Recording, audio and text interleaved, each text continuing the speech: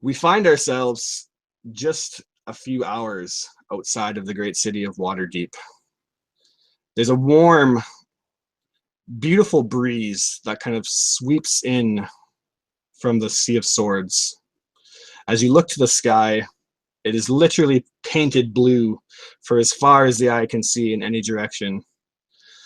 The day is amazing. It's an amazing summer day, and as high harvest tide approaches, which is usually a day that signifies the kind of end of summer and the harvesting and just basically preparing for the winter. This is a rare day this late into the year.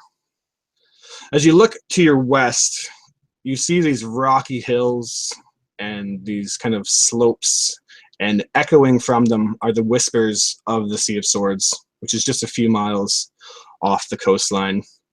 Beneath your feet, the tightly packed gravel of the high road, infamously known from traveling all the way from Luskan in the Icewind Dale areas all the way down to Waterdeep and even further past, close to even towards Baldur's Gate. There's a dryness in your mouth already that has kind of crept in, this thirst that these kind of beautiful days bring on.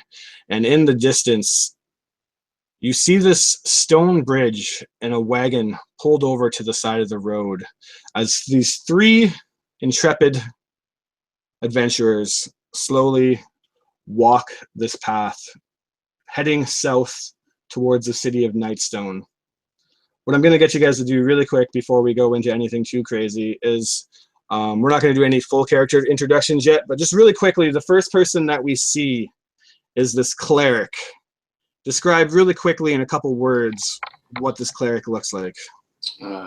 Bright, polished armor, very kept, very clean hair, tall, confident cleric. And to his left, we see a human. What does he look like, Warren? Warren's average height, average build. He has long, nice, flowing black hair. Has a bit of a smile on his face as he just kind of flips a coin in his hand, back and forth, moseying along behind the cleric. All right. And last but not least, and probably the most peculiar of the group, what does the last adventurer or traveler look like, Cory? You're on mute. I absolutely was. And you see a cloaked figure, probably the tallest out of the three of them. You don't see much. It's a kind of Jedi cloaked. So like you don't see a lot of the face. You swear it looked like fur though. Absolutely. And as these three practically strangers walk down this road, you come upon this wagon, which you're quickly approaching, and it's a medium-sized wagon made of wood, almost obviously like boxed and shaped, and it's connected to these two mules, and it sits idle on the side of the road, and there's this portly dwarf man wearing a chain shirt and some brown work pants. He is lackadaisically just hammering on a loose wheel. It's not necessarily broken, but this man is just kind of tapping it in to make sure it's tight. There's a sturdy looking dwarf woman, and she's wearing leather armor, and she's holding a light crossbow. And as you guys kind of get in the distance, basically a few feet away from them, she waves and smiles and says, "Pleasant day to you." As she smiles and says this, though, her hand kind of cautiously slides down towards the crossbow. Octavius would put both of his hands out. Good day, my fellow travelers. How is everything? The portly man kind of lifts his head up and he smiles at you and says, "How could anything be wrong on a day such as glorious as this? Name's Winston, and who are you three?" Well, Winston, my friend, this is these are my friends. This is Warrendell and Sunlit in the Darkness, and my name is Octavius Wren. He's like, sorry, did you say that Sunlit in the Darkness? What a peculiar name. You, my fellow, What's with the cloak? Are you afraid of the sun? Looking to you, obviously, Sonny, who is still on mute. Oh, a shy one, I see. Oh, you motherfuckers, mute button. Anyways, all right, yeah. So she just goes, no, and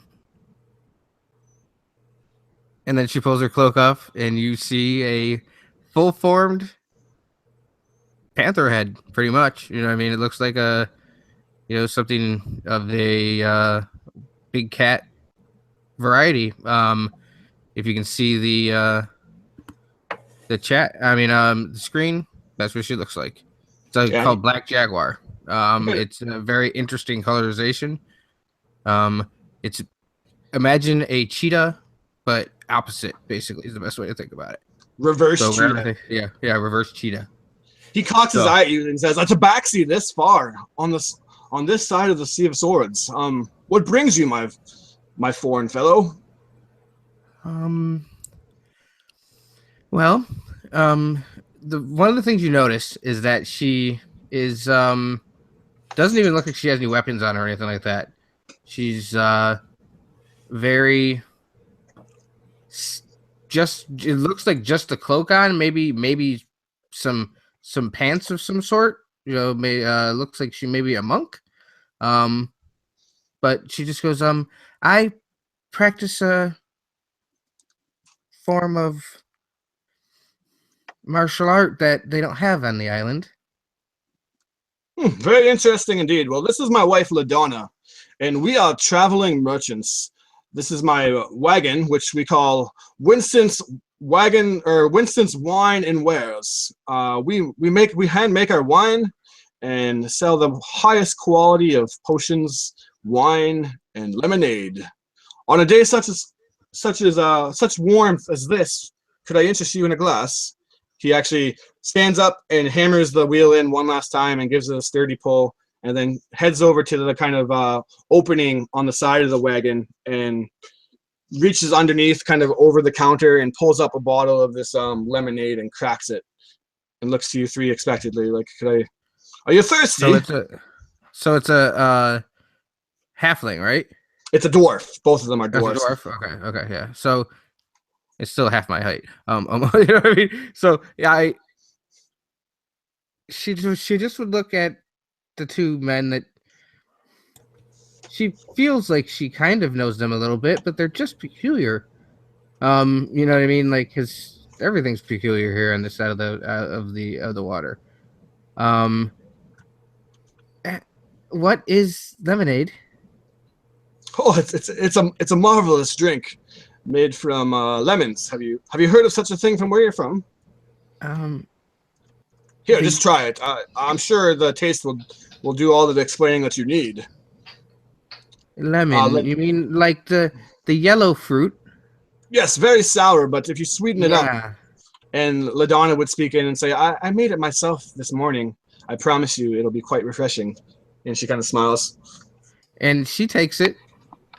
Do I owe you a compensation for it? Call this one on the house, she says and smiles. You look like a friendly bunch. And then she would pour a glass for each of you and kind of hand it. And as you look up and the sun is kind of beating down on you guys in this clear sky, you just feel your mouth water as this lemonade is handed to you. And what a beautiful day for a glass of lemonade. Thank you. Oh, I couldn't agree more, Winston says. But she drinks it like a cat. Just laps at it with her tongue? Yeah. Just once. Just to see if she likes it. LaDonna smiles and says, how peculiar. And she kind of laughs. And this literally... Yeah, go ahead. Roll a con for it? Con, it is poison as shit. You die. Yeah, no, it's not that. Just to see what how it hits her. Let's see how it goes. Is this a save or is this it'd be a save. Yeah. How do you do a save? Just click on literally the save portion of your PC sheet. Oh, there it is. I didn't see it. Yep. Missed it. And then for anybody else who's accustomed to lemonade, this is probably the most refreshing and delicious lemonade you have ever tasted. Octavius would slam it down in one gulp, pound the glass on the wagon, and thank you. That was marvelous. Yeah, LaDonna is excited that you agree. Sunny, though, who isn't necessarily accustomed to such drinks, what does she do? She all right, so she takes that one lap and, like a little kid that has the lemon for the first time, makes the ooh face all crazy, starts shaking her head, and sets it back on his counter and says, no thank you, sir. Suit yourself. I guess it's not for everybody. Here, and do you have any other beverages? Well, we hand make all of our wines. They're pretty well known around this territory. It's actually where we're heading right now, to a small settlement by the name of Nightstone. My cousin. Do you have any juice? Any juice? No. Water, though. Water? Perhaps, yes. Let me. And he's kind of like fumbling around. You hear a couple bottles kind of jangling, and he pulls up and says, here, some spring water. Thank Well, you. that suits you better. Yeah, after, and she's just pouring the water in her mouth and let it just run out. She doesn't want to drink it. She's like, yeah, that's very sour. LaDonna says, sour. maybe next time I'll make sure I add more sugar. My apologies. We're not used to serving such Well, foreign folk. No? The gentleman seemed to like it. Mm-hmm. Warrendale, what did you think? I loved that. Excellent wine, my friends. Excellent lemonade. You'll kind of push past poor Winston here. Kind of shove past him towards this lovely little dwarf lady and hold out his hand and give a bit of a bow. My lady. She kind of blushes and, oh, hey there. This is excellent lemonade. I'm very glad that you liked it. Don't pay any attention to my furry little friend. She knows what she says. Oh, to each their own. I don't expect everybody to like it. I'm glad you guys did, though. And then he would look to you guys and say that some of you, at least Octavius, right, seems armed, and you probably, at least for the most part, look like the adventuring type. No? Octavius would. Mm-hmm. So, I think so. Me and LaDonna here, we're heading to Nightstone. It's about a 2-day journey, and we're set to drop off a supply of wine and potions to my cousin Morok Uragray. He runs the inn in Nightstone. It's pretty known throughout these territories, and the wine is kind of a staple. It's actually the wine that we make ourselves. But recently we've heard that there's a goblin and orc presence, more so now than of recent. Apparently the orcs called the Ear Seeker tribe. They have been quite aggressive the past couple months, and well, LaDonna here, she's an excellent shot, and I've been in a couple battles myself, but personally I'd feel a little bit more comfortable with the wares if we had a couple more folks around. What do you say for escorts to Nightstone? 50 gold, and I think Octavius with that would just pound Warrendale on the back with his hand and say, I would be an honor to be able to help, I think. We're headed that way anyway. What do you two say? Absolutely. I've heard of these ear seeker tribes. They seek ears. I like my ears, but I'll travel. Yes, I've heard that they actually are so foul and savage that they cut off the ears of elves in the Ardept Forest and actually wear them and use them as trinkets. It sounds absolutely horrible, LaDonna says to you. She kind of gives like a little shiver. Chewy cartilage. I have read many things about these band of marauders. We should be careful, but shall we go? It would be great to be able to help you. Oh yes, I think the wagon is sturdy enough. I was just working on it to make sure that it could survive the rest of the journey. But yes, if you guys are ready, I guess the sun is ever setting, so let's make use of it on this wonderful day. I don't think we're gonna get too many more as winter approaches.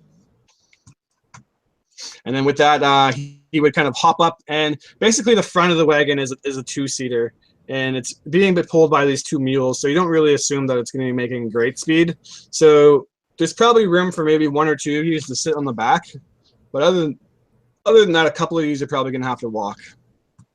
Warren will quickly take a seat. I would walk. Yeah. I would allow the seat to Sunlit and Ward. No, yeah. She won't have any problem walking. She has no problem at all. Then he'll completely stretch out in the back. Just completely lounge out. Yep. So yeah, as you guys are kind of walking, they make small talk, and Winston tells you that him and LaDonna, they've been married for almost 100 years. We met back in Citadel Bar. I was just a young traveling wine merchant. I didn't really know too much about making it, and just trying to make my way in the world. And then I met LaDonna, and well, she was the love of my life. And from there, we been traveling and making wine and ever growing the recipe to the high quality that it is known for now. And I'm just thankful every day to have such a beautiful wife.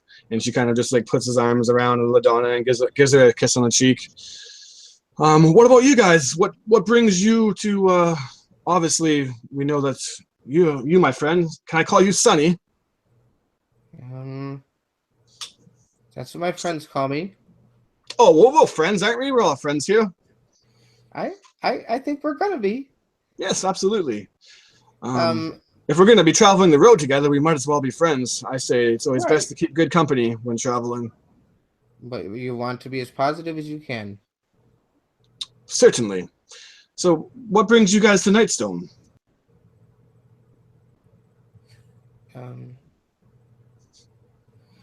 I just like to protect my friends.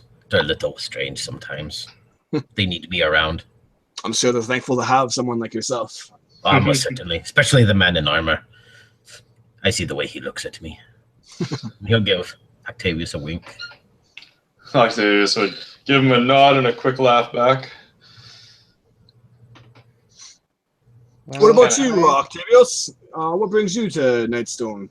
You did say you were traveling that way, so I'm assuming you have a reason, no? Or are you just on the open road for adventure? At this point, I just seem to be on the open road. One day, I hope home will call again. Yes, absolutely. I sometimes miss those days, to be young and just traveling wherever our feet or wagon takes us. But anyways, we should get going. And he kind of reins the mules and starts to trek down the high road.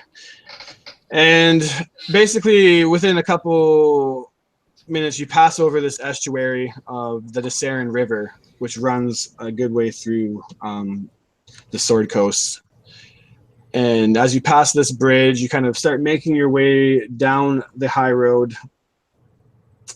It's a pretty relaxing travel, and Winston and his wife just fill you with facts about wine. They can't seem to tell you enough about how amazing wine is, and like when we set camp, they'll be sure to let you try some of their brands. And Octavius is questioning everything, just like, oh really, how about this, what about this? He's looking for all the information he can gather on. Yeah, and they're just like loading you with telling you like pretty much everything that you can need to know about wines whatsoever, and how to properly age them, and the different fruits that make the different kind of sweetness in wines and stuff like that.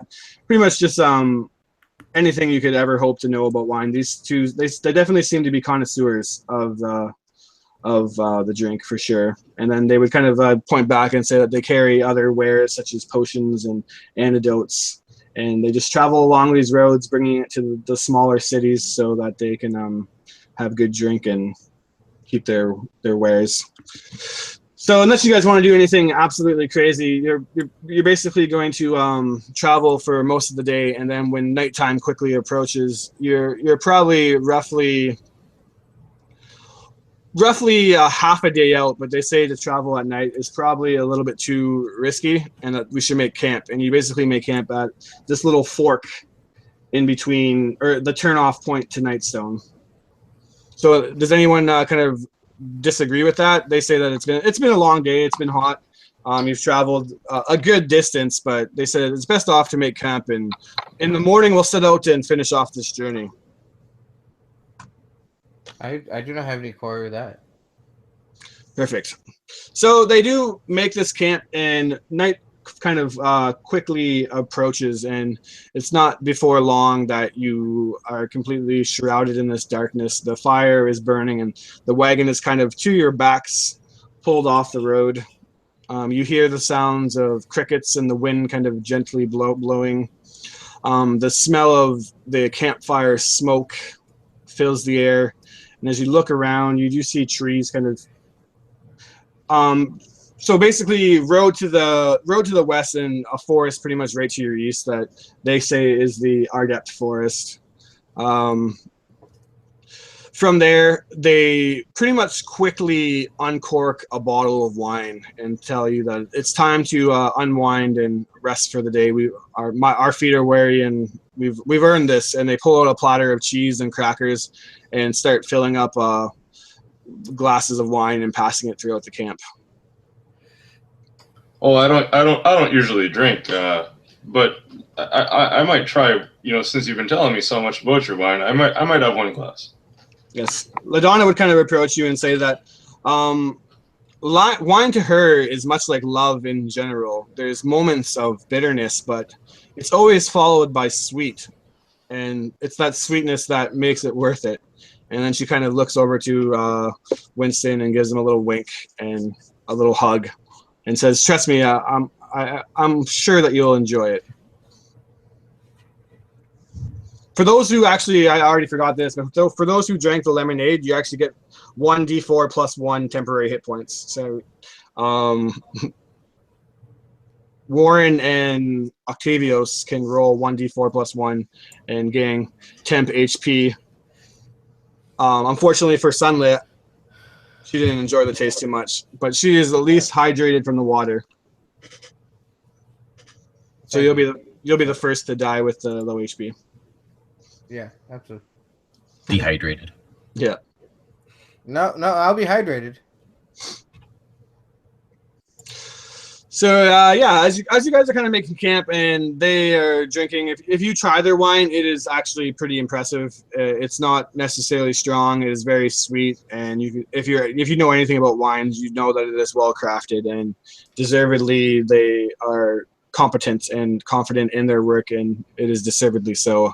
After just trying a small drink of it, if you're not into drinking Octavios, but anyone who does would definitely enjoy it. I could see Octavios possibly having a few too many glasses. Yes, Warren's to the side.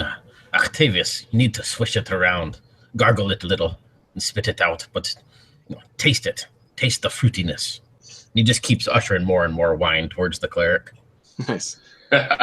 Winston would say that one of the biggest ways to really get a flavor for wine is actually smelling it. That's where the scent itself, he would actually tell you, kind of going into one of these lectures, is where you actually get a majority of the flavor. And he would actually kind of lean in and give it a big sniff, and I love the smell of it. Oh, yes. I see what you're saying. Smells like old socks to you. What about Sunny? Is she partaking in the wine, or is that a little bit strange for her also? Yeah. Again, she knows what wine is. Certainly, she's a monk, so on and so forth. It's not like uncommon to have it with like a blessing to the god that you're serving at the time, because the art that she practices has 3 gods that they worship. So. No snap. She has gods galore. Gods galore. So yeah, she would like to try this, but in the same fashion. If you were to gently lap at it, I would be surprised, or you would be surprised to not find it absolutely delicious. The Okay. Winston's wine is a very pretty well-known brand. Tastes like grape juice, sounds like. Yes. Okay. Amazing grape juice that gets you drunk. Yeah, and she would mention that. She would be like, "So this is like juice, right?" some like to drink it like juice. Winston, he often, I think, forgets that it's not juice and drinks maybe a little bit too much. And then he kind of gives it like oh, there's no such thing as too much wine. What happens if you drink too much? Nothing, my friend. Keep drinking. Octavius down with another glass. The more you drink, the more you enjoy life, he says. And speaking of that, LaDonna. Oh, really? Absolutely. And then he looks over to LaDonna and he kind of reaches in the back and he says, it's only a week away. Do you think it's too early? And he pulls out this bottle, and the bottle looks very old. And he kind of holds it and he's like, I've been dying to taste this. It's only a 10-day away. Are you sure we can't have it now? And then she kind of looks at him and is like, Winston, how long are you going to bother me about this? I said that we've waited this long. One more 10 days isn't going to hurt. And just think of how special that moment will be. And then he would kind of like give like a sigh and say, I suppose you're right. We have waited this long. And put this bottle back behind the wagon. What is that? LaDonna would sigh and kind of give like a smile, and she would say that back before me and Winston we got married, the day of, we promised each other that we would make a bottle, that bottle that you just seen there. And well, we said that on our 100th anniversary, we would crack the bottle and we would enjoy it, and it would be a celebration of not only our love but our business. Is it going to be kind of like vinegar? Oh, no. Most wines get even more flavorful the older they are. I thought at one point it turned to vinegar. That's what we were told. She shrugs and she says that to her, drinking wine, it's not just a drink. It's more of an experience. And she actually can... I actually, remember events in my life based off of bottles of wine I've shared with company. Say this bottle right here. I'm quite certain that I will never forget drinking it with you three. And it's been a pleasure meeting you, and we're thankful to have you on the journey. You're very welcome. And then with that, he would kind of bug her a couple more times to, as he gets more drunk, to maybe now it's time to open the bottle, but she's pretty keen on not opening that bottle and saying that we're going to celebrate our 100th anniversary properly. But the night starts to approach its ending hours, and it's time to set up camp and actually call it a night, or you guys are going to have a rough morning. Oh, I want to. I drank 4. You can. Are you a big drinker? No. All right, give me a con save. Yeah.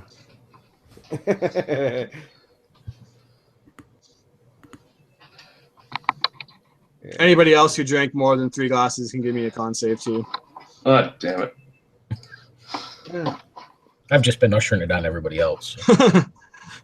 Warren's sober. Octavius and Sunny, you guys are hammered. Octavius is extremely happy that at one point she said that she was happy to have him around. He hasn't known that feeling in a long time, so he got a little bit happy and kept drinking. But he would slowly slide into bed, happy in the fact that he knew that somebody was actually happy to have him around.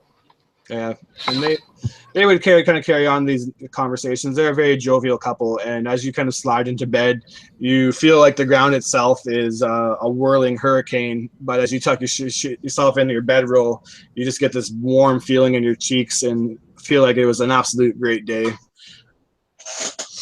I'm imagining that means that Warren is probably on watch then, since he's the only sober one. Since all the rest passed out, yeah, probably. Yeah, everybody else is passed out. Winston has this bottle of wine kind of resting on his big dwarf belly that's actually pretty much empty, but there's a drop in there, and for some reason he's managed to pass out with it perfectly balanced on his belly. Go ahead. Oh no, I giggled. You would see Sunny, I imagine, almost curled up in a ball, kind of like a cat, laying down close to Octavius. Even LaDonna would have called it a night. And as you kind of sit and approach, you are listening to the kind of crackling fire, and you clearly hear that there is animals and whatnot moving around in the forest.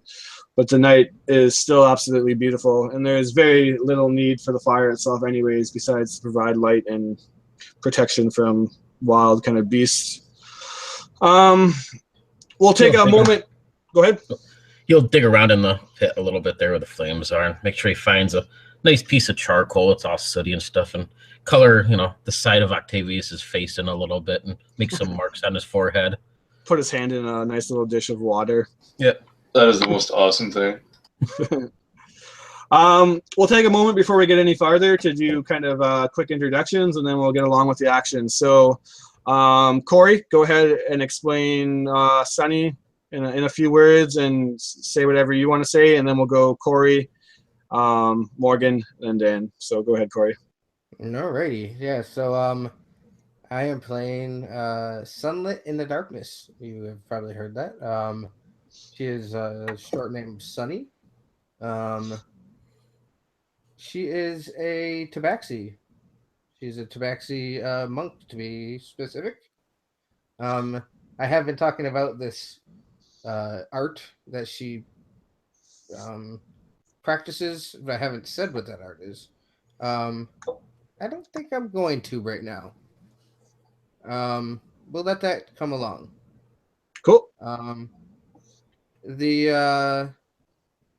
Like we talked earlier, she does have a strange colorization, hence the name that she got. But then it did fall in line with what she does. She is sleeping very comfortably, almost purring, and at one point you notice that she's actually running like in place in her sleep. Amazing.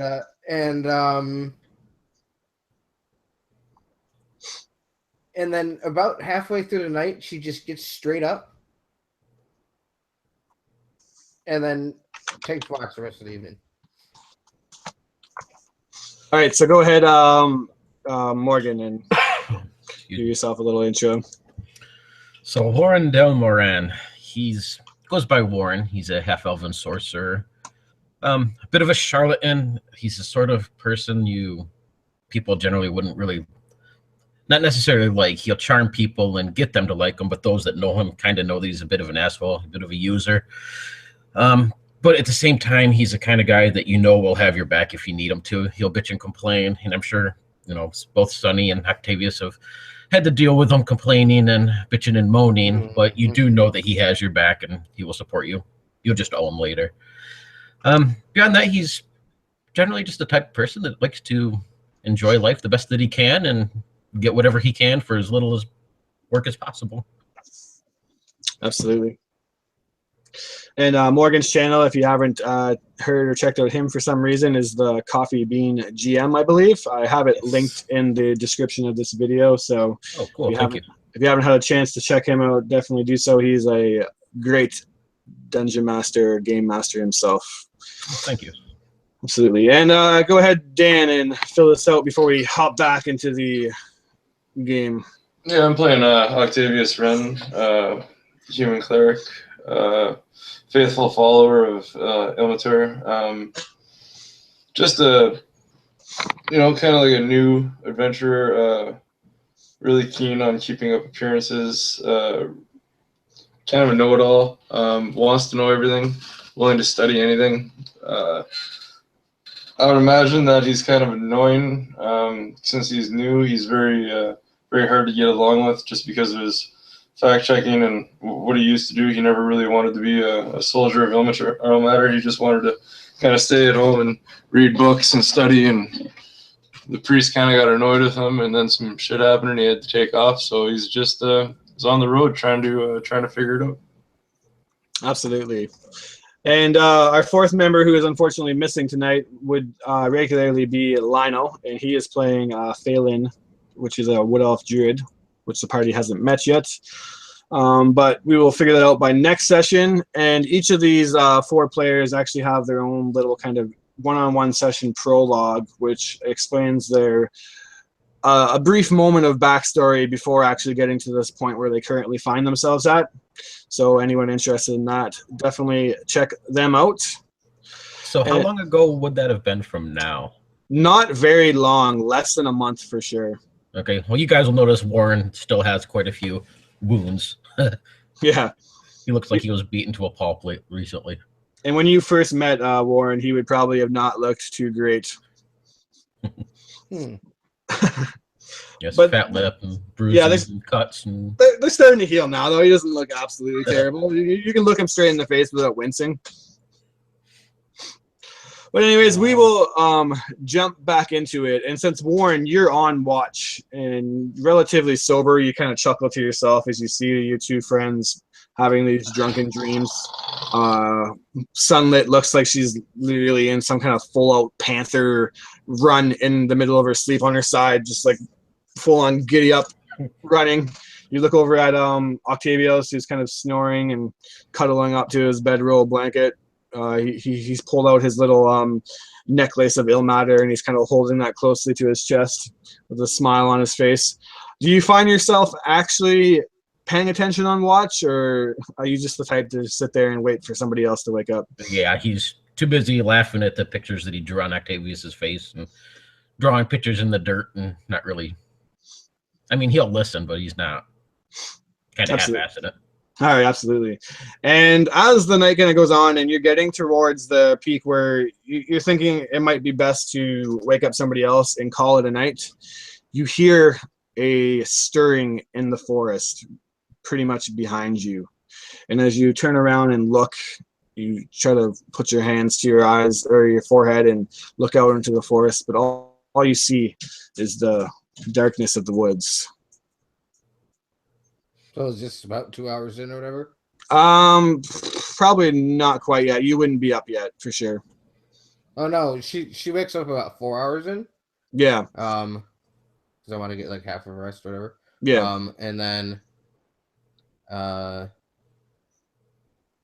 yeah, you know what I mean? So if this is, that's what I was asking, if this is 2 hours in. Probably around that point, yes. Yeah, okay. Cool. Yeah, she's still out.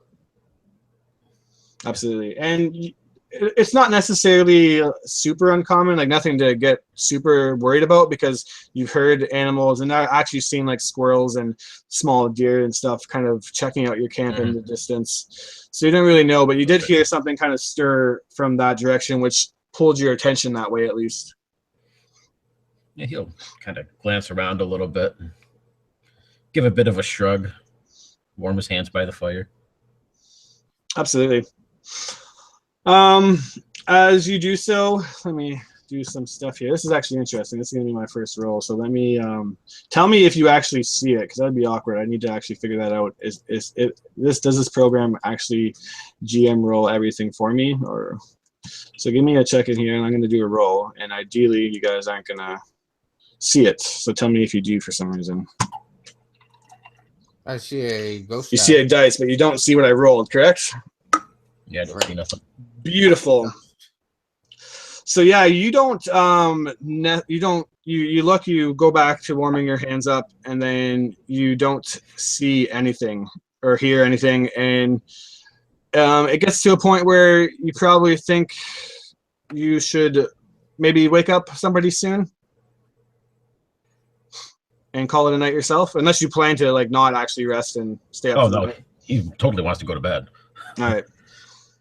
And as you wake up, who are you gonna attempt to wake up?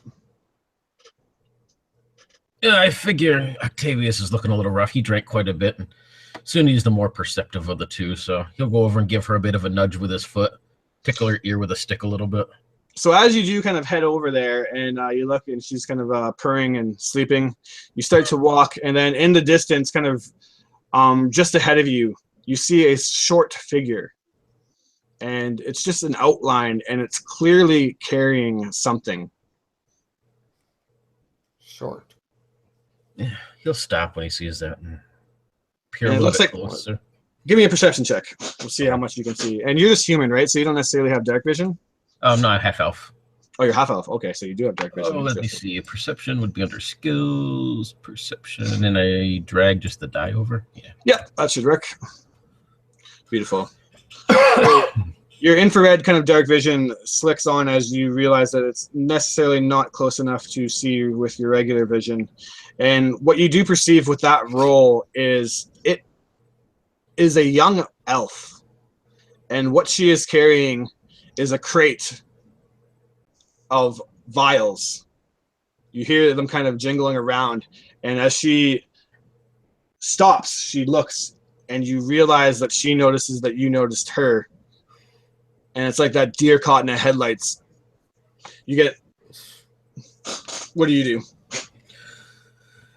He'll stare at her for a few moments, just kind of giving her that uneasy sort of thing. And then you'll see a small smile kind of creep across his face.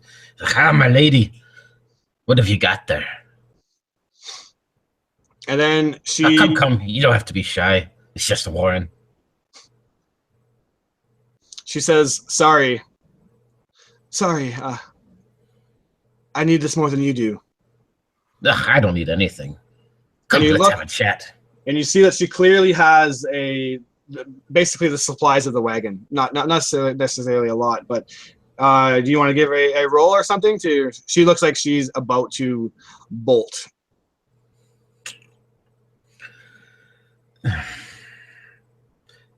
Yeah, just try to persuade her is the only thing you'd really try to do. Give it a try. There. See if you... No. So he'll kind of give a bit of a shrug and say, well, if you need it more than we do, then who am I to complain or argue? But perhaps you could tell me what it's for, though. Maybe I can help. And then with many skills.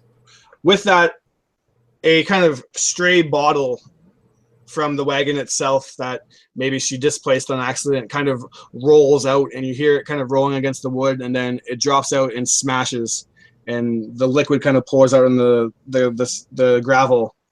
And as that kind of noise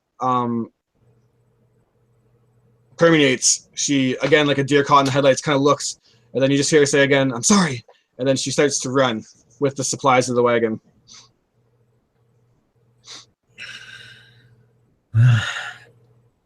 Am I right next to Suni? Is that since I was going over to wake her up? Yep, you definitely are. Like, all you literally need to do is move your foot and... Yeah, he'll give her a bit of a heavy nudge and just say, come on, as he kind of leaps over top of her and starts running towards this girl in the woods. Huh? Come on, you furry little friend. What? Run. Winston wakes up also as this is going on, and he looks over and and then as he wakes up, he looks and sees that the ball is broken. He's like, what's going on? Just go back to sleep, my friend. We got this. Take care. It's just a dream. He looks over and says, a bottle, what happened? How'd that get broken? Warren's running after this girl. He takes off in the woods. He didn't wait around. Yeah. What do you do, Sonny? She gives chase. All right, so as you see Warren kind of bolt off, and he tells the dwarf to go back to sleep, you go to get up, Sonny, and give me a dex save at disadvantage. Disadvantage, eh? I forgot she was drunk. No, that's we'll see this. Give me a dex save at disadvantage. Now, is there any way to just do it, or do I just roll it twice? You should be able to click in the bottom corner and click disadvantage, but doing it twice also works.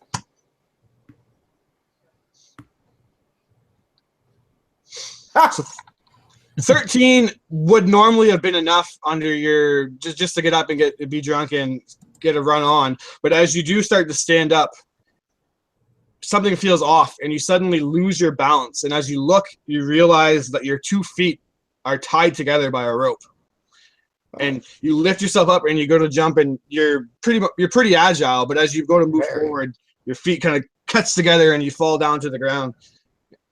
You fall on top of Octavius. What is going on here? Oh. Yeah, and then she kind of just cuddles into Octavius and starts purring. Absolutely. Winston, on the other hand, kind of gets up and starts going with you. And he's like calling out, like, "What's going on? Is there a thief or something? Why are you running into the woods?" It's just a young lady. I'm following my new friend. She looks back and he looks into his wagon. I'll give him a roll and see if he actually is smart enough to figure it out. Pretty sure that he's not a dummy, though.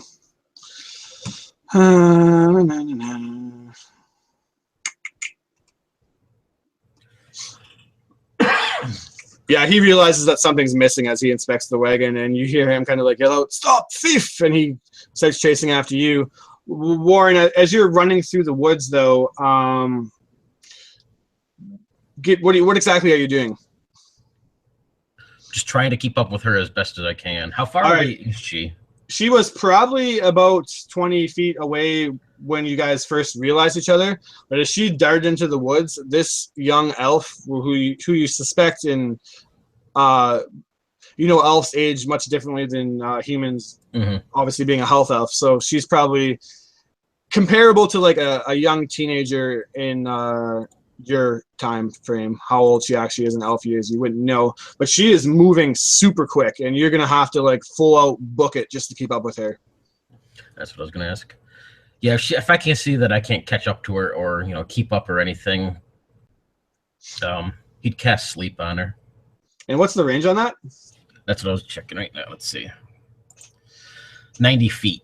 So 90 if feet. he sees that she's getting that far away and he can't catch up, then it's a last resort thing. Absolutely. So as you basically realize that you're not going to be able to keep up with her, you start to slow down. And as you do so, you feel a pull on your feet also. And you look down and you see that there is a tripwire. And give me a dex save to see if you can actually get out of the way and cast sleep before this goes off on you. Let's see, saves, dex right there. Absolutely. You realize tripwire, so you instantly know that this must be some kind of trap. And what you do is you hear the release of a branch, and you see it coming in the last second, a tree that's been kind of tied off, and this huge, heavy, thick branch kind of swings off, and you're able to duck down moments before hitting it, and it kind of wipes over top of your head. And then you see this girl in the distance, and she's pretty close to getting around that range, but you're able to cast sleep and go ahead and roll your dice. All right. I think it kind of works with the spell here. Let me grab it again. Yo, 5d8 or something like that. Let's see, spells. I don't know if there's a way to actually roll it or not. Not that I see. I'll just do 5d8 on the thing then. Do you know how to roll 5d8, or do I have to roll each one separate? Just grab one of the. Yeah, sorry. Go ahead. Grab a dice, grab a d8, and then start right-clicking 8 times.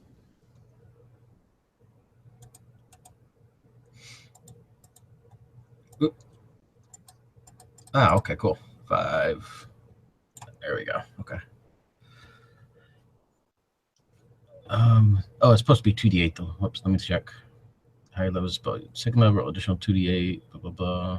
Yes, 5d8. So yeah, 21 worth of hit points is what he would hit if that's what she has or less. All right, and as you cast that, you suspect that this probably would have been enough to put this elf unconscious, but for some reason it doesn't.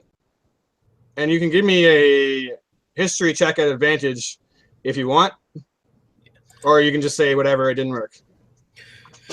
Yeah, when you guys kind of see him, dodge under this log and stuff, he kind of hits the ground hard. He'll look up, and you can see that looks a little bit pissed on his face. He kind of grimaces a little bit and pushes himself up. When he sees this girl in the distance, he just takes his 2 fingers and holds them to his head for a few moments. You can see a little bit of blood kind of trickled out of his nose, down his lips a little bit. Seeing that this girl doesn't run, though, he gets this confused look on his face. This should have worked. At disadvantage? No, advantage. Oh. You should probably Warren would probably realize this and probably just got caught up in the moment. Yeah, so with advantage, you remember, it kind of clicks into you, your half-elf heritage, that elves can't be put to sleep magically. Mm-hmm. So you're just like, oh shit, why didn't I? Damn it. I was hoping she wasn't really an elf, but... So yeah, as you, Winston comes up behind you and sees that she's getting away, and he's like, we must get her those supplies, they're needed. Please. We ain't gonna catch her. We'll have to search her out in the morning. Maybe my friend can follow her tracks. And he runs anyways and says, please, I'll double the pay. And starts to go forward. I need those. If she gets away now, we'll never find her. Try and grab him if you can. Says, look, we can't follow her in the darkness. It's just a death trap. You seen the trap that almost killed me? You want to die too? Go ahead and give a persuasion or just straight up try to grab him. I'll do persuasion. I'll try to kind of grab his arm so that he at least listens to me, but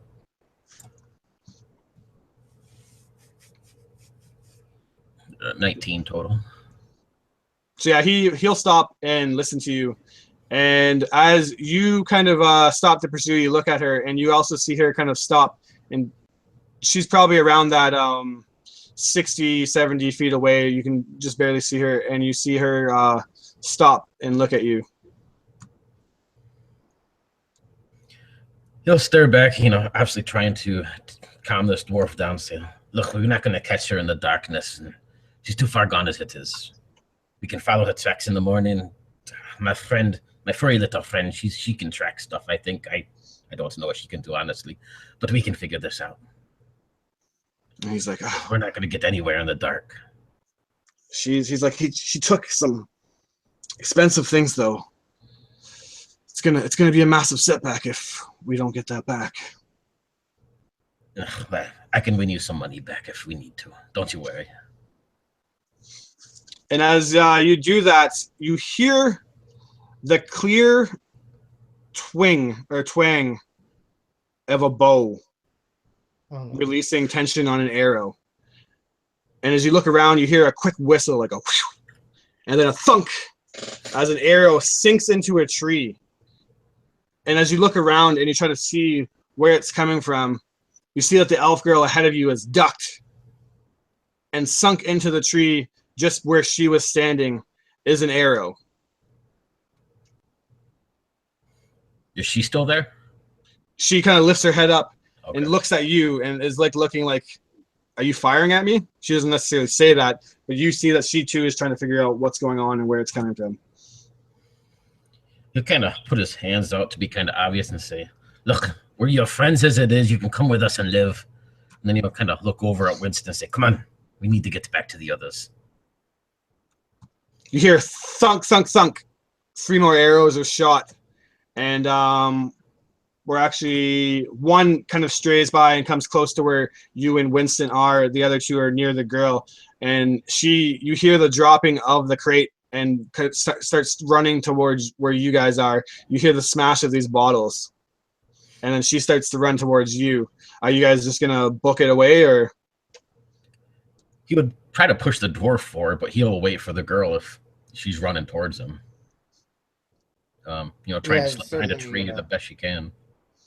All right, so as that's kind of happening, we're going to pan back over to Sleeping Beauty 1 and Sleeping Beauty 2. It was a good wine, man. What do you want? Yeah, how much time has passed? Probably around, I guess not too long, but because they didn't go too deep into the forest. But are you guys just gonna sleep through it, or? No, she's just sleeping.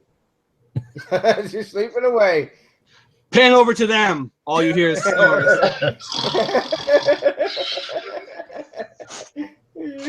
God damn it. Useless turds. You got me drunk on the first night out.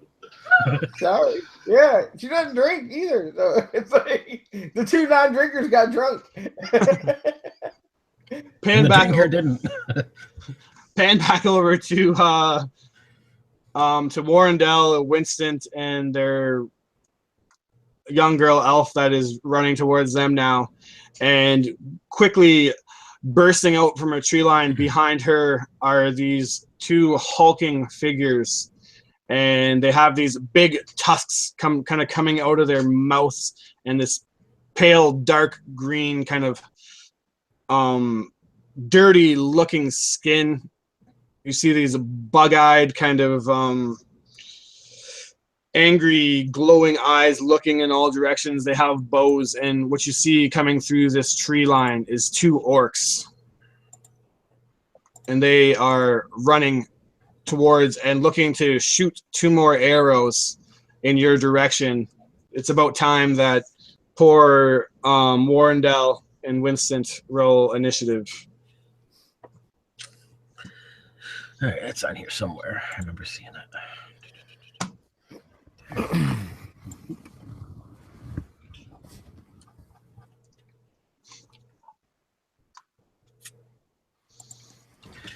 Initiative's right in the middle if you can't find it. Yep, I got it. 17. All right, 17.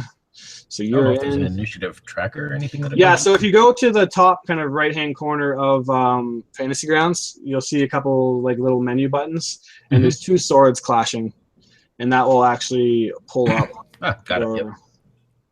Thing. And I'm going to reveal a couple orcs that are with you, and then roll Winston really quick, who has a 13.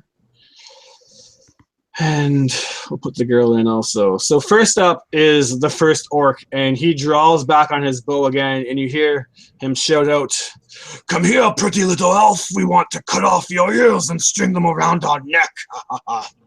And with a sharp thwang of the bow again, he shoots another arrow and most certainly hits. And into the back of this small elf girl, she takes a arrow kind of right in the back, and you hear her kind of give out a cry of pain. And she looks pretty not good. Blood trickles out into the grass, and she falls over just in front of you. She looks up to you with like absolute terror in her eyes and regret. And all she says is, "I'm sorry, please help me. I didn't mean anything." Next up is you, Warren. All right. I'm sure he would have left his crossbow behind, so he doesn't have that. He'll look down at this girl. Winston's still right there, right? Yes, Winston's with you, and he actually has a quarterstaff. Okay. He looks like he's getting ready to do some stuff. Like offensively? Maybe defensively. Okay. He'll look over at Winston. He's gonna try and pick up this girl and hand her to Winston and tell him, "No, go back and get the others. They're better fighters than I am. I'll hold them off, but get the other two. Hurry." He's nodding. Are you sure you can take them by yourself? No, but do it anyway.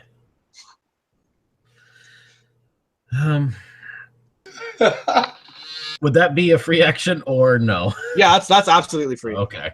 In that case, you'll see he lets out this sigh. You know, he's kind of struggling with himself for a few moments before, assuming that he sees Winston is looking like he's going to actually take this girl and do something, he'll cast Firebolt. Whatever the first one that attacked is, since he's obviously. All right. Yeah, that orc's roughly like 30 feet away from you, kind of in the tree line, looking like he's moving forward quickly as he shot a bow. You tell Winston to take the girl and quickly start charging up a firebolt with your hand. Go ahead and roll that. So it's a ranged spell attack, which I don't think that is actually in there anywhere. But it's at... Should be if the character sheet's set up, but for now, if you don't, just roll whatever and we can figure it out later. I know it's charisma. It'll be +5. Well, +2 more on top of this. And then hell no. to fix it for next round, in the bottom of your kind of action list, there's this thing that says mode and display. If you click display over to actions, it should give you the ability to roll your spells. Oh, wow. Yeah. Okay, cool. Yeah. Got it. All right. So, yeah, the firebolt kind of shoots off, and as you see this fire kind of arc from your hand, almost like electricity. The orc ducks and it obviously misses. Next up is the second orc, and as you kind of stepped up, he's going to line up a shot on you. Yep. And let's see how that goes. I'm assuming that's going to hit. And you thankfully take only 4 damage as I rolled a 1. I'll wipe out my 4 temporary. All right. Next up is the elf and Winston, and she's pretty bad off, but she's able to pick herself back up. And she will at least pull out a, what does she have? I believe she actually has a short bow of her own. Yeah, she does. And as she's kind of running away or like limping away with Winston, she will fire a bow but miss horrendously as she is just a young elf girl. And Winston starts running with her, and by the end of his turn, 30 feet, he can dash. He will basically be coming up into the camp. And yeah, he runs up to the camp, and all you sleeping beauties hear is, "Orcs! Orcs, we're under attack! Warrendel's being attacked by orcs! What? Wake up!" What? And Octavius would get up to Sonny sleeping on his chest, I think. So I would gently look at her stunned for a second, remember that he was saying orcs, and then jump up and throw her off his chest. All right, give me a dex save. Who, me? Warrendel, or sorry, Octavius, also at disadvantage because you're still a little cranked out. Oh, yeah. Let's see if you know how to walk. You jump up and also find that not only is your head still spinning, but your feet are also tied by ropes. God damn it! As I fall forward onto my face. You can definitely, if you have any kind of sharp object near you, use your action to cut yourself out, though. I will use a dagger to do that. All right, so you don't really need to make an attack against rope. You spend your action kind of chopping yourself up. Unfortunately, you fell prone again, though, so half of your movement was gone farting around with that. Mm-hmm. Yeah. I will continue to get up again and hold my head as it hurts, and then stumble and start to continue to run as I build momentum into the bush to do whatever I can to help my friend. Yeah, and Winston's kind of sheltering this girl under his arms and pointing in the direction like, "Orcs over there!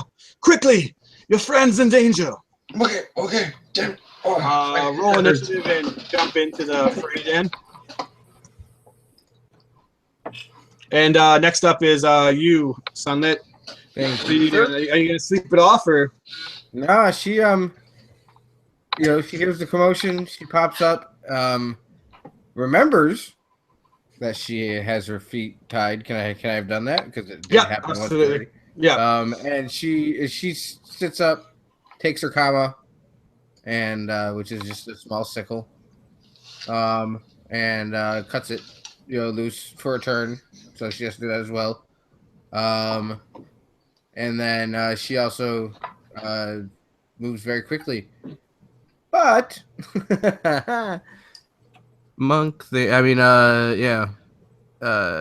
tabaxi things. Does that happen yet?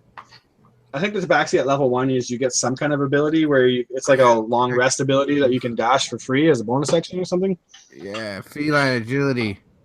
I can double my speed until the end of the turn, so I get 60 feet per second, but then I can dash that. So like 120 feet. So yeah, your action would have been spent cutting the rope, but you can still use the 60 feet? Well,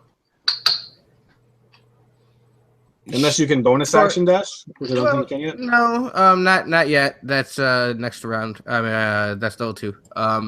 But for this round, she's going to kind of assess what's going on, get herself ready, and then she's going to do that double dash thing next round. So you hear, as you start moving towards the tree lines where Winston is pointing, you would start to hear the commotion, and you go ahead and roll yourself initiative also to get into the fray for next round. Okie dokie. As for you, Sunlit, you will probably be a movement away from combat next turn, but Octavios being a little slower is probably about 2 movements away from being into combat, but you would be within vision with 1 move, if that makes sense, Octavios. Well, how far away is it from us? It's roughly away from you, probably 60-ish feet. Oh, I'll be able to make that 1 movement next turn then. Yeah, your 1 move, Octavios is 2 moves. Okay. Next up, though, Warren, you have to deal with 2 orcs, and another one moves forward, and he's going to finish his drop his bow and say, "You're going to pay for that. We wanted that little girl in her ears. Now we're going to have to settle for yours, half-elf." And he pulls out his great axe and kind of lumbers forward and rolls a 12. I believe that is my AC. Yes, it is. Ouch. Ouch. All right. Oof. 9 spicy damage. All right. That's dead damage, isn't it? That's -2 damage. Yeah. Oof. You go down. That puts you on a death save right on the start of your turn. Which is right now, right? Yeah. Yeah. All right, let's see. Does that save work? I think it does. Let's see.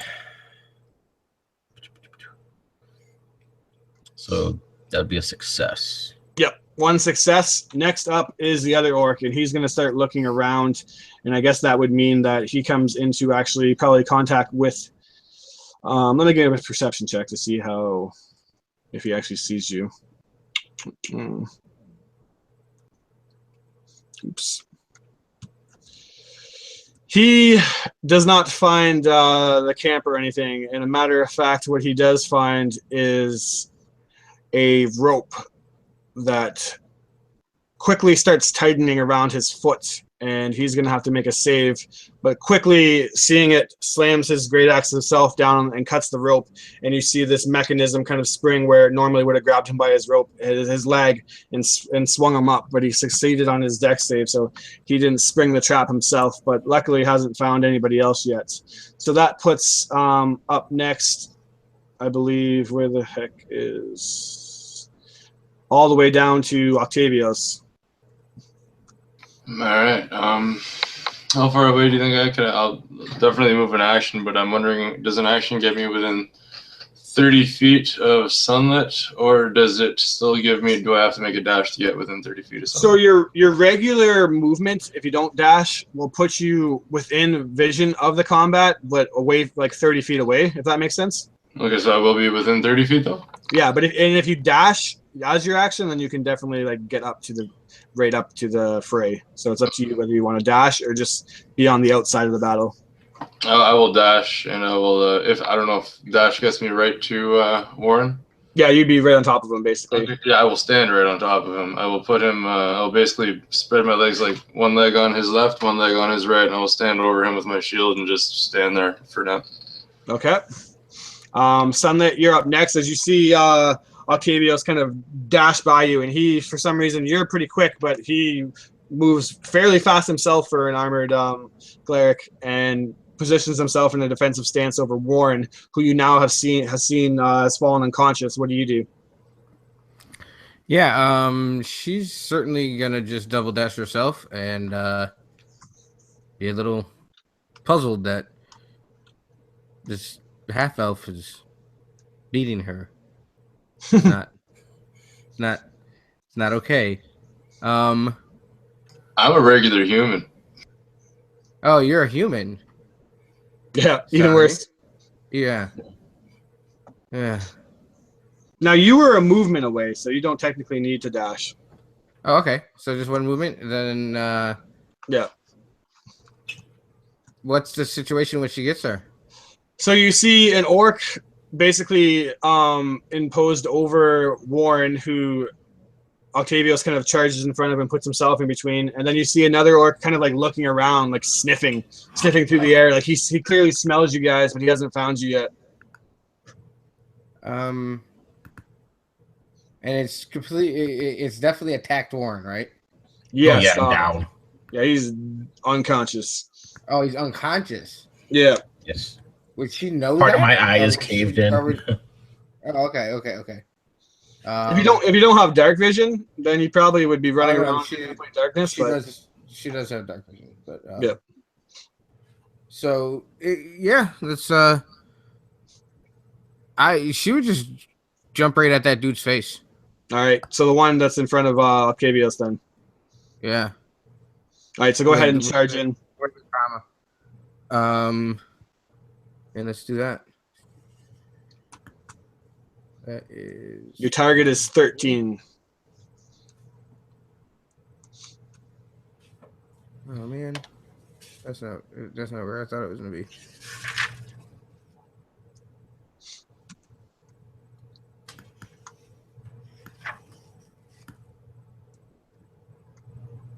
Damn, what's up with these threes today? You swing at him with your weapon, and he grabs you by the forearm and says, "I'll take your ears too, you little feline." Well, he grabs the arm that I swang with, but she has a second that she pulls off off her other hip and swings with her offhand. Go ahead.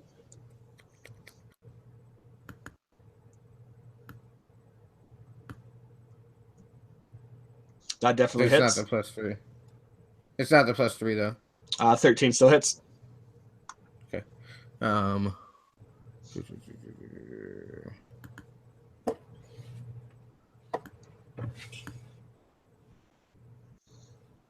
Oh, nice 5. Boof! You punch him in the face for 5 damage, and you kind of knock out one of his teeth. And he says, "You're gonna pay for that one." And he is now up. So as you, he swings your arm away, and then he reels up on his great axe and is going to try to bring it down on you. 18 to hit, Yeah. and whew, you got lucky there. I rolled a 1 on the damage for a d12, so 4 damage. As he brings it down, you're able to jump back, but he still nicks you pretty good. Yeah. Warren, you are unfortunately on your second save as you're kind of just bleeding out down there on the ground. You can see the blood's kind of pouring down his nose, out of his ears a little bit. His face has been bashed in. Let's see what I got here. It's a 4. Got it. He fades a One little and bit. Fades a little bit more into unconsciousness. Next up is another orc, and he finally sees you guys and lines up a bow shot at you, Octavius, who finds himself kind of actually in the dark. And what's your AC? 18. He unfortunately hits you. And wow, this rolling ones on the d6 almost seems like I'm pulling punches, but I swear to God, I've rolled 3 ones on the d6 in a row. So 4 more damage for you. All right. And that puts you up. And as you're standing above Warren with these little penciled in pictures on your face that look strangely phallic, you look beneath your legs and see that Warren is standing there. There's an orc in front of you, and Sonny's kind of in a chaotic combat with him. And then as you're focused on that, an arrow takes you in the side of the shoulder. You look over and see an orc to your side also. Octavius would just hold his shield high, re-embracing the whole defensive stance above Warren. As he slowly bent his inner knee, he would reach down and touch Warren and cast, what's it called now? Spare the Dying. Right. Yeah. So basically, you're stabilized, Morgan. Okay. And what does that look like, Dan? Just as I reach down, the small yellow glow comes from my hand and starts to come over Warren's face, and then you just see Warren's eyes blinking as he wakes up. I don't think he wakes up. I think he's just stabilized. Or I'll check it out though, or you can check it out. I put it in the chat. Okay. Become stable. Yeah, your future becomes stable. Yeah. Okay. Next up though is Sunlit. All right, so she's gonna go hacky.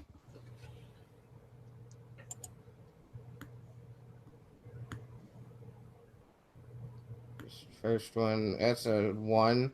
That's awesome. The second one's a 20. 20 hits. Yeah. So, that is a thing. There's one of them. Oh, no, it already did it for me. How nice. Beautiful. 6. So describe Is that what enough to that drop looks that, like dude? as you crit it.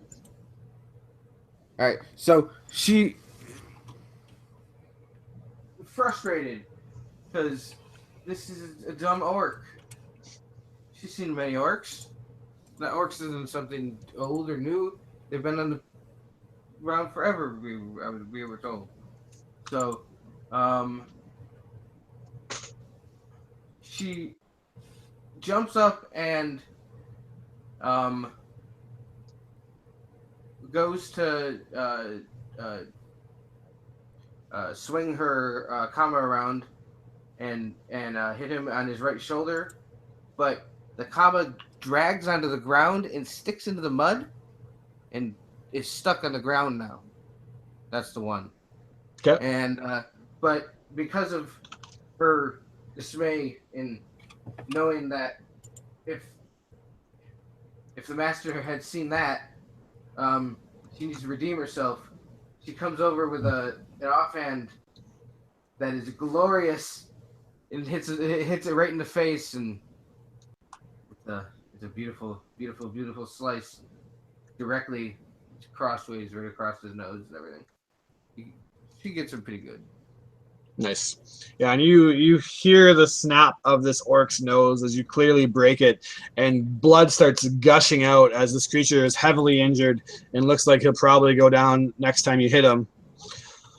Next up is back to the top of the combat, and it is actually him, and he looks at you and says, "I'm gonna make a code out of you," and swings and rolls a 2 + 5 for 7. Yeah, she rolls out of the way and goes, not this day. Warren is officially unconscious, so we just kind of bypass over him as he's dreaming about drawing dicks on his companions' faces. Yep. And the second orc with a crossbow is going to line up, or not a crossbow, and short bow, lines up and shoots again at you, Octavios, but this time only rolls a 17. So you hear it coming and you bring up your shield and bat the arrow away at the last second.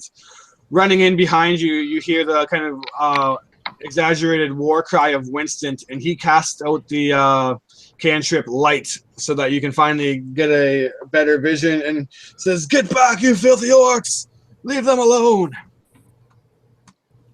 And that puts you up, Octavios, as the field around you has been illuminated by Winston's light spell. At this point, Octavius is starting to get a little frustrated that he's watching somebody physically try to hurt or even hurt his friend Sonny, and you just see him raise his one hand that he touched Warren with, and as he raises his hand, a flame-like radiance descends on the first creature as I cast Sacred Flame. All right, dex save for me. Yep.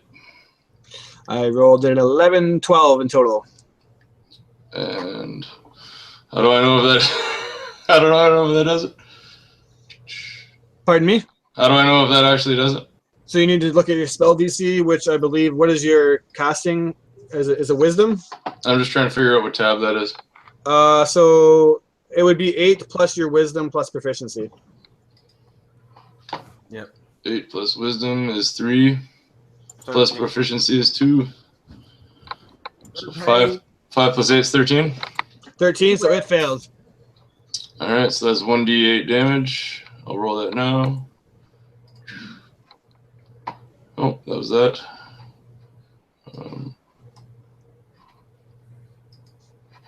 So you gotta click the damage. Yeah.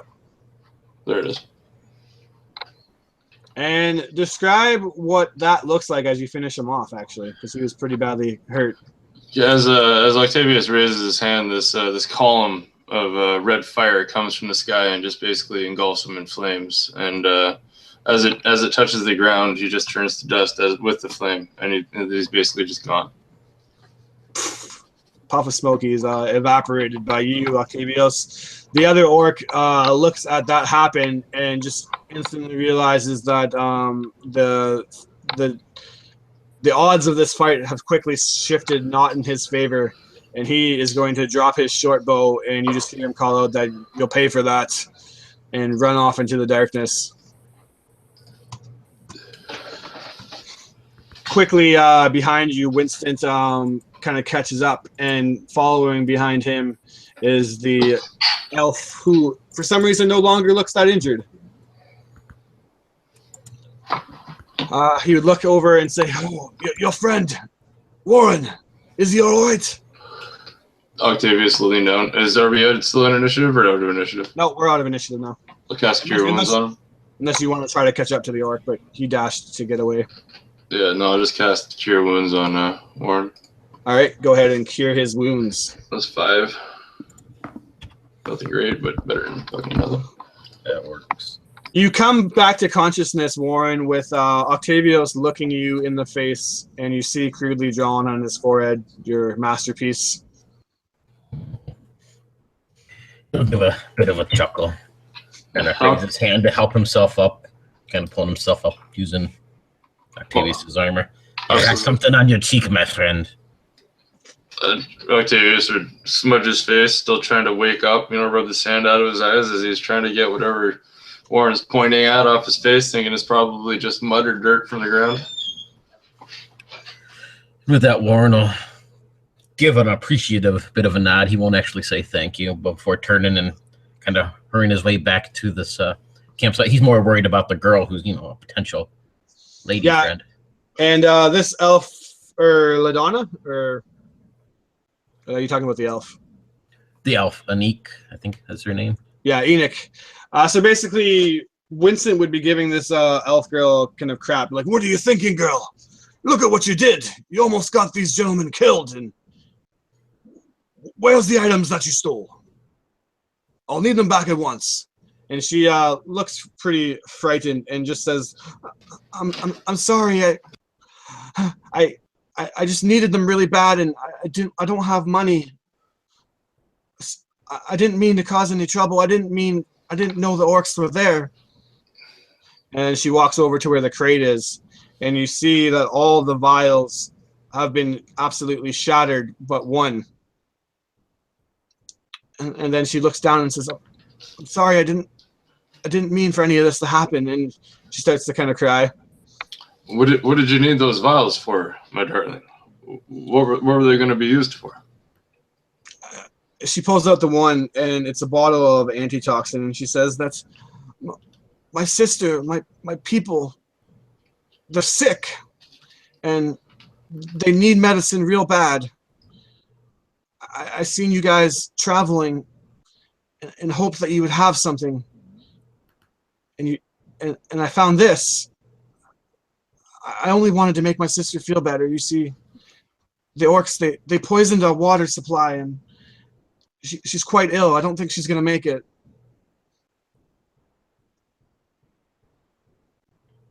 Well, we can't have that. We have to be able to help somehow. Stealing is never the proper way. You should have just came to us and asked. I know stealing isn't right, and my dad would be very upset with me if he knew that I did this. But we've already lost so many. I don't want to lose my sister. My name is Enoch. Enoch Arrowhome. Octavius would look to Warren and to what is the dwarf's name? The dwarf's name, sorry. Winston. Winston, and you would look at them. Is there any way that we can help? She must be sorry. We could. She might be able to work off the money she stole, but is there any way that we could help her people? He kind of looks over to Winston, kind of walks up, and he's like, "Be damned, girl, if you would have just simply asked, this could have been avoided. But now, look at all these vials that you broke. That's hundreds of dollars of gold. That's hundreds of gold pieces, just gone down into the dirt." Just like, I don't know. I feel bad, but now that you broke all those, I need what I can to make my going. I'm sorry. And you can tell that he looks pretty bummed out that he's telling us. He sees the tears in the girl's eyes, and you know he's a pretty nice guy, but he's like, I'm sorry, you wrecked too much when you fell. What is making your people sick? Perhaps my compatriot here can help. And then she says, I don't know what it is, but the orcs, they dumped something in our water. We didn't realize until it was too quick. Those ear seekers, they've been at war with us for years. Orcs always piss in our water. Bastards. Indeed, vile creatures. There must be a way to help. There must be something we can do. Winston looks at you and Octavius, I'm sorry, but I'm kind of bound now. You know, I'm a merchant, and this is my trade. That girl, that's hundreds of gold that I'm behind now. Well, I don't know if it would matter, but any share of mine that was coming towards me, you can keep, and I'll work off anything else I can to help her. Yes, my friend will work all of this off for you. That's not the worries. He will get your money back. He says, well, I suppose if you guys give up your payment, then... No, my friend Octavius, he will work it off, he said. He's an honest fellow. You can give a persuasion check if you want. Me or him? That's up to you guys. I wouldn't try to persuade them. I would accept working it all off if I had to. So he's a good man. He'll happily work off the payment and pay you back your, what is there, maybe 200 gold here? There must be something we can work out. Absolutely. So yeah, roll that persuasion, and that's on you, Warren. Excuse me. Man, I'm rolling lots of threes tonight. Yeah, he goes and looks at the kind of vials, and he's looking, and he pulls up one that's like a shattered remnants of an expensive bottle of wine, several bottles of antitoxins, and some potions. And he's just like, I'm sorry. That it puts me far behind your friend. He said he would give up his wages. About all I can do is you guys give up your payment for this elf, or I don't know if I can part with the last bottle. Each of those antitoxins go for several gold coins each. This isn't no regular antitoxin. It's organic and homemade. Very powerful. At this point, Octavius will look to his companions and just kind of give them some puppy dog eyes and say, I will pay this back, my friends. This is something that we must do.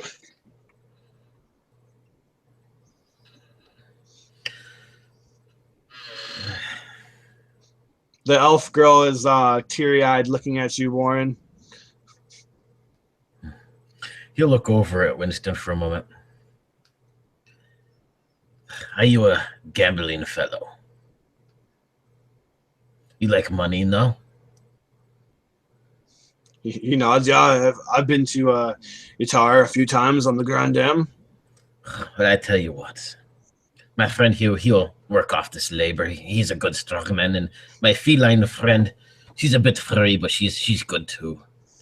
I'm not much of a worker. You've seen how I felt, but I can win you back the money. We just need to hit the streets when we get into town. I will get you your money. Let this girl have the last vial. So is that a yes? Are you giving up your shares? They're giving up their shares. Beam and say, yes, I will give up my share. So Octavius, what's Sunny's take on this? She's kind of been watching this whole exchange go down. You're on mute, Cory, if you're trying to talk. Oh, shoot.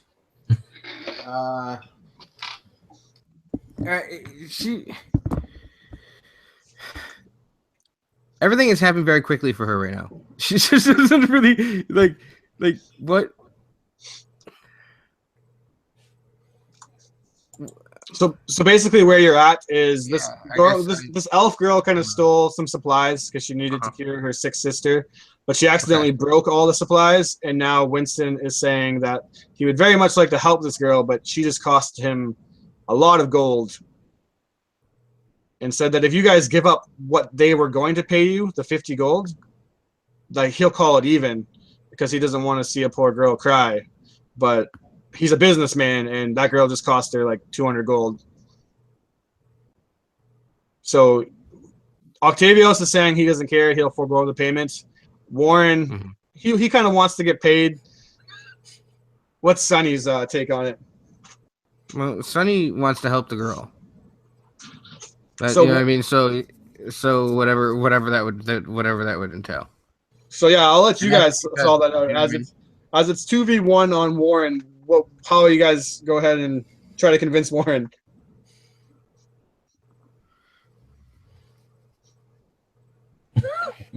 just follow it. They both just give you the puppy dog eyes, and there's this feline tabaxi looking at you. Her eyes are sprinkling. The girl, this elf girl, is looking at you, and she's teary-eyed. And then there's Octavius Wren, who still has a smeared phallic symbol on his cheek. That's kind of like looking at you sad. Ugh. For the flaming balls of Ilmater. Gah. Fine. Ha! I knew you would make the right decision, my friend. Enoch runs at you and gives you a big hug, and she's like, "Oh, thank you so much, mister. Oh, I can never repay you." Oh, yes, you can. Perhaps in a few years. When you get older. She's like, I don't. Okay. I don't understand, but if we meet again, for sure. Winston kind of puts his hand on you and says, I know it's not easy giving up kind of payment, and I'm sorry I put you in that kind of position, but I think you made the right choice. It does seem like she needs it. And he'll pat you on the shoulder, and as he does so, you see kind of light imbue around you, and Hichu will cast Cure Wounds on you and say, I'm sure you made the right decision, so hopefully you're okay with that. And he healed you for 7. Yes. So be it. Octavius would kind of probably start stumbling around a bit as the alcohol had caught back up and the adrenaline had gone down a bit. And he would look to his friends and say, hey, maybe we should go back and sleep a little bit more before, the sun comes up and we can continue travel. Young lady, are you okay with that arrow in your back, or what's going on there? As you look, she kind of looks on her back and says, "Oh, Mr. Winston's over here. He took care of me." And she turns his back to you, and you see that there's no longer a wound there, as he must have cured wounds there too. And then he looks over. Winston looks at the girl and picks up the bottle, and he's like, "Well, what are the chances of this, girl? One single bottle left, one last bottle, and it's the antitoxin. I think that tomorrow's luck shines on you today, that these adventurers, these 3 strangers, are so kind-hearted. Here, take it, and I hope your sister gets better." And then as she takes it and kind of thanks you guys once more, what do you guys do? Start stumbling back to camp, pass out. Cuddle up to some tabaxi fur, hopefully, because that was comfy last time. Yeah, that was a really nice pillow, whatever you're sleeping on, and you have a little bit of cat hair in your mouth. Yeah, that was a one-time show, buddy. Yeah.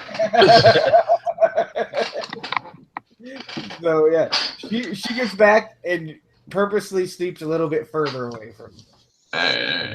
So yeah, you guys are walking back to camp and kind of probably feeling pretty good about yourselves. You helped this young elf girl, and just seeing the smile on her face probably warms your hearts a little bit.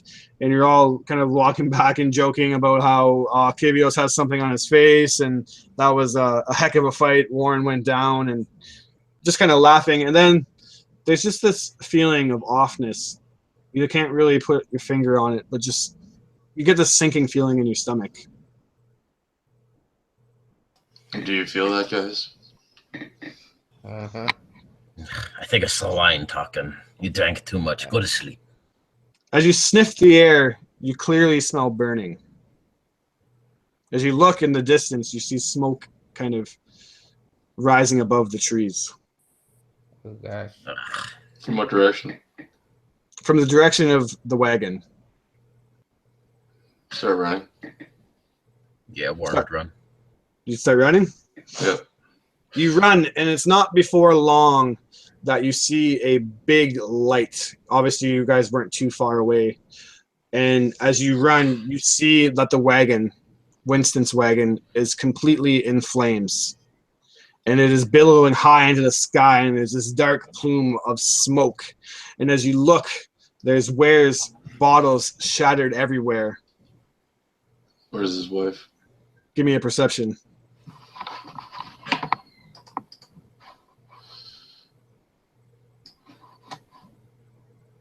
Sweet. You see, sticking out just above the front wheel, 2 small dwarven feet. And Winston instantly, you hear him cry out, "Oh no! LaDonna! LaDonna, no!" And he starts to run. That would be Octavius' first priority too, would be to get to her and get her out. All right, and as you guys run up to her and flip her over, you see a massively deep cut across her chest that pretty much has cut her wide open. Can I cast Spare the Dying? Or is it too late? You can definitely try. So you cast it, and yeah. I guess there's really no try. So what happens is you've been through this before, and it's kind of a flashback. Octavius, you see that this cut is bad, and you know that this LaDonna is clearly dead or seconds away from dead. And what you do is you put your hands on her and spare the dying for you, being a servant of Ilmater, a servant who endures. You start to try to take this pain off of her. And if you want to even have a chance of saving her, we're going to kind of do a weird mechanic here. Hopefully you're cool with it. Absolutely. But you're going to have to take some damage. I don't care. All right, so give me a wisdom. Just give me a straight up wisdom, because I haven't really thought any clear mechanical thing for this yet. I'm still kind of playing around with that stuff. 20. 20, beautiful. So you do take on an immense amount of pain, and you feel the searing, deep gorge of a cut right across your chest. And you literally take, oh my god, that's another one.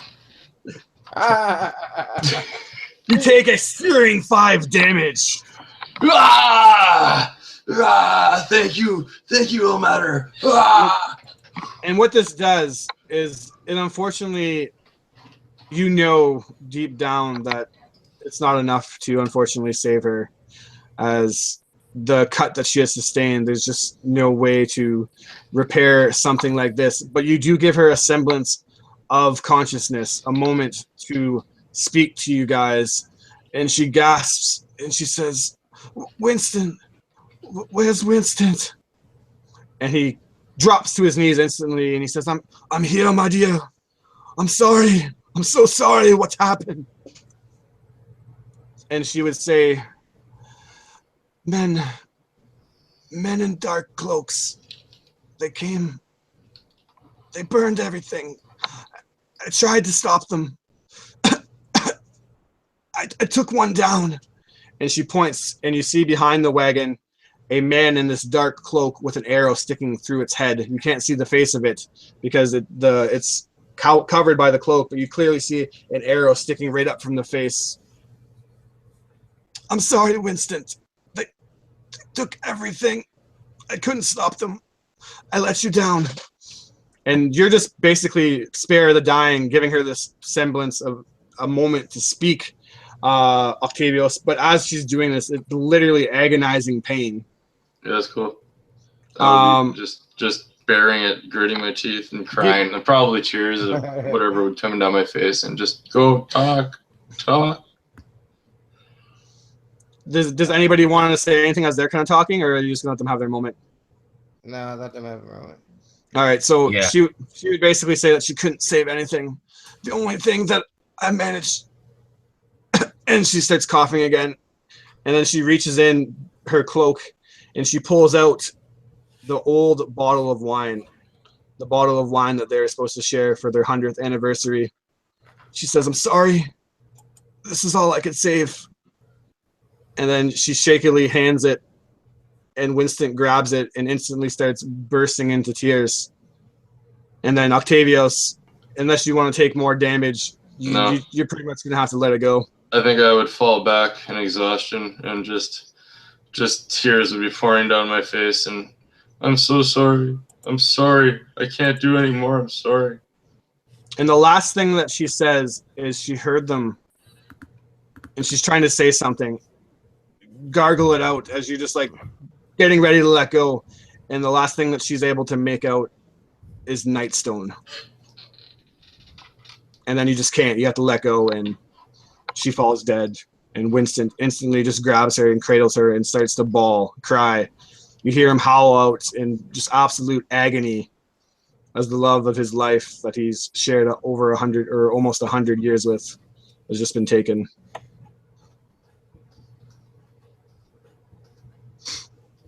As you look, moments kind of pass, and he just holds this bottle of wine, a bottle of wine that they were supposed to share just a few days from now. And he just says, "Why? Who would do this?" Warren will make his way over to this body and kind of kick the cowl loose, see who or what it is. You see a human man underneath it, and he has an arrow protruding right from his eye socket. She landed a nice shot on him, and you presume took him down pretty much instantly with a blow like that. Mhm. Give me an investigation check if you want to find anything interesting or anything like that. Anybody else that wants to do the same thing can also. He'll reach down and kind of grab the haft of the arrow, ripping it free, kind of looking at the eye at the end of it for the moment. Let's see what I got. Just a 12 for investigation. That's enough. As you pull the eye out, the corpse kind of lunges up a bit with the arrow, and you have to literally like kick him off of it to break it off. And as you do, he kind of falls down, and his arm falls out, kind of landing to the ground. And you clearly see on his forearm this massive tattoo. It looks like an intertwined ball that shoots up in different kind of different angles, a ball of snakes. Oh yeah, Octavius would hopefully see that out of the corner of his eyes. You'd see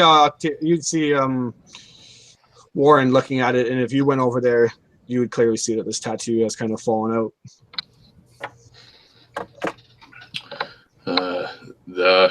I recognize that. Do you? No. What is it? There were people that I saw on a boat one time that they came after a friend of mine. They had that tattoo. God, I believe their names were... Anyone who wants to, besides probably Sunlight, because I highly doubt you would know Sunlight, history check on this.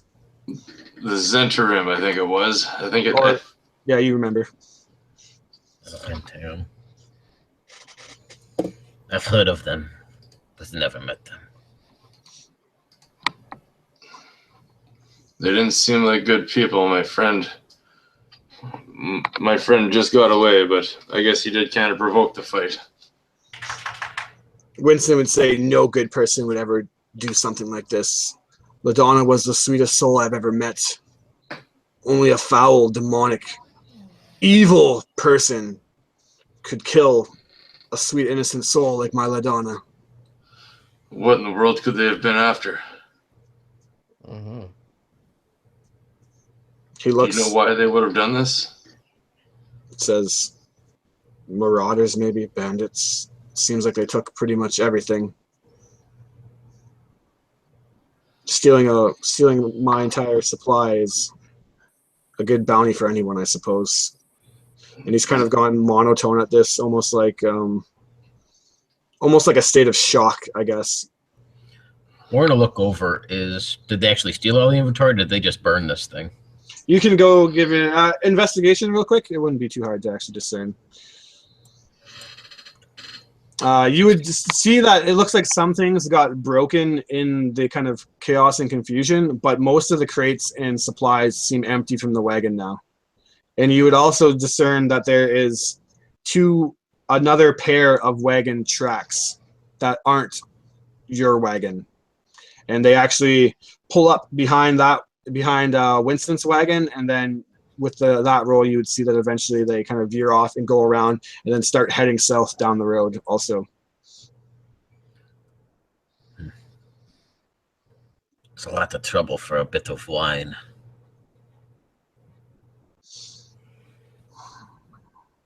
There has to be something we're not seeing here. The Zentrum that I saw had many supplies. They had many carriages. My friend told me that he had been raiding their carriages for many months, and it didn't sound like they were at a lack for anything. They must have been looking for something specific.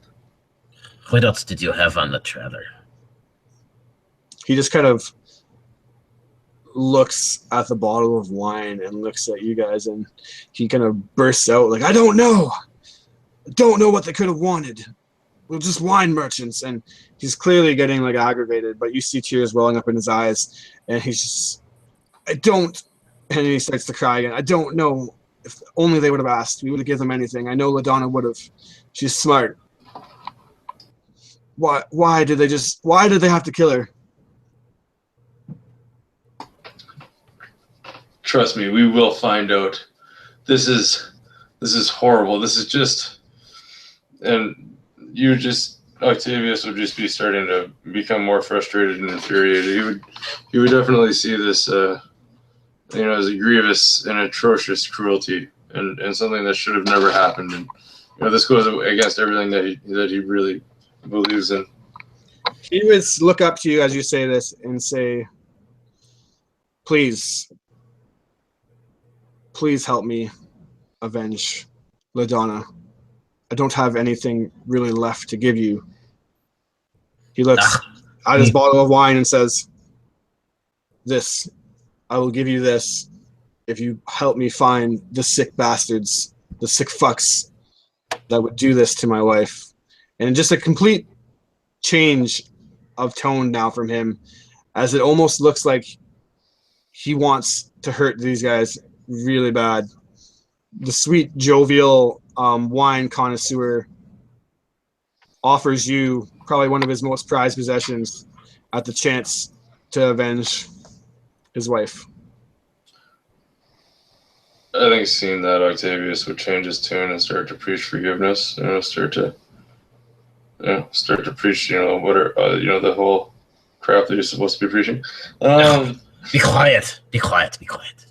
He says, I think you might pay us a bit of money that you, instead of your wine there, you keep their wine, but you can give us our payment. He says, the money's gone. They took everything. Well, a man of your stature, I'm sure you can find some coin. This whole thing is a little strange. This right here, he tells you, this bottle of wine itself easily could sell for 100 gold. That's your love's wine. You don't sell that.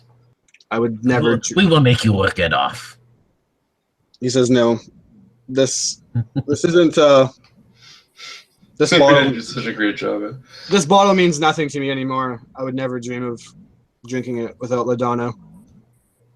I promise you that if you don't want to drink it, that you could sell it for a high price.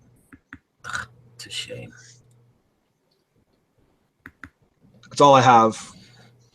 If you won't help me, then I understand. I know you don't really know me, and I'll go after them myself, but... Sir, we will make sure justice comes for your wife, but we cannot wish ill on anyone. We cannot wish pain and suffering on these people. We just must wish justice. He looks at you and says, I don't know about that, but I definitely want justice brought down on these men. She said Nightstone. I think she was trying to tell us something. Maybe they're heading there. Maybe if we're quick, we can get there and stop them before they cause any more damage. Take this bottle of wine and please follow me or don't. I have no use for it anymore. How far did you say we were from Nightstone? Like a half a day? Yeah, half a day, moving kind of slow.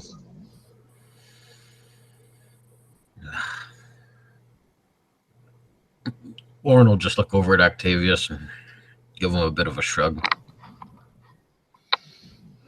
You know I'd help, but whatever you think we should do. Octavius would just, feel that if we could catch up to them, maybe there's some form of law in Nightstone that could help us. Maybe the guards there or someone, who knows. We'll see what we can do if we can. Shall we at least try? Yeah.